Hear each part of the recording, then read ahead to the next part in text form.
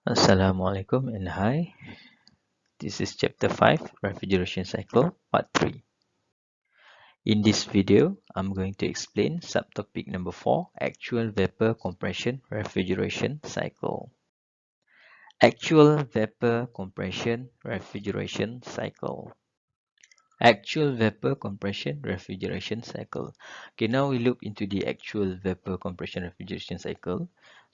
But before that, we need to look into the actual ideal vapor refrigeration cycle.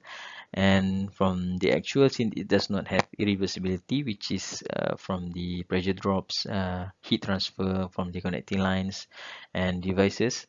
So due to this factor, at the actual vapor compression cycle, we have a slightly different TS diagram. As you can see on your right hand side, we have a actual vapor compression refrigeration cycle. And first we look into the first device, which is the evaporator.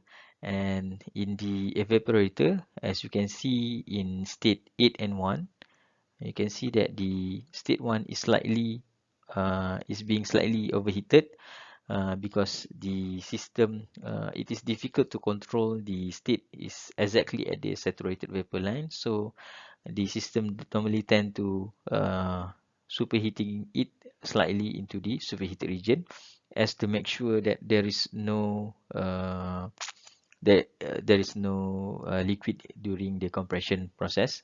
And due to this, another problem is from the evaporator to the compressor. Normally the line is quite long, so there is a heat gain during this process, during this flow. And since the length connecting line is long, so there is a pressure drop also. And due to these two factors, it increases the specific volume of the system. And due to that, it needs more work input and power input to compress the liquid or vapor. And then goes into the compressor, which is from process 1 to 2. And since the inlet of it is superheated vapor, so during this process, although in the ideal case we consider there is no friction effect, so since there is a friction effect, there is an entropy increase to the system.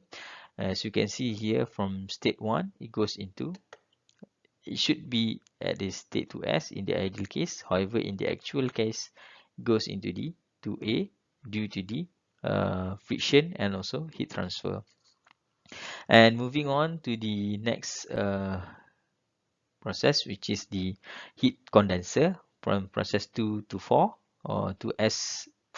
And here we can say, because the connecting line is long, so we have a pressure drop.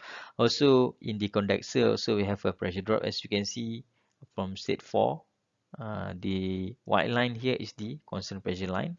However, we have a slightly pressure drop here.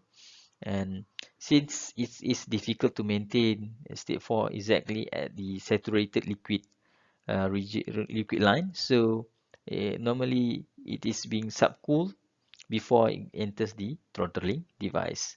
So this is the actual system or actual vapor compression refrigeration cycle.